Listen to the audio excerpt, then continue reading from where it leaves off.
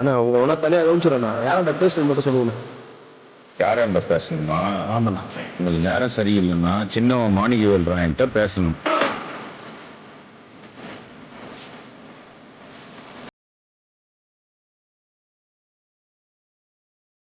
நேரம் ரொம்ப சரியில்லைன்னா அவங்க அண்ணன் முத்துவேல் என்கிட்ட பேசுங்க.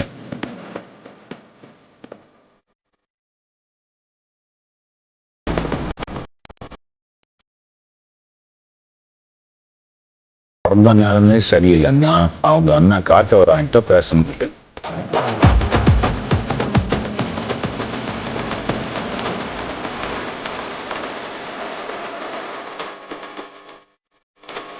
முத்துவேல் நேரம் ஆயிடுச்சு.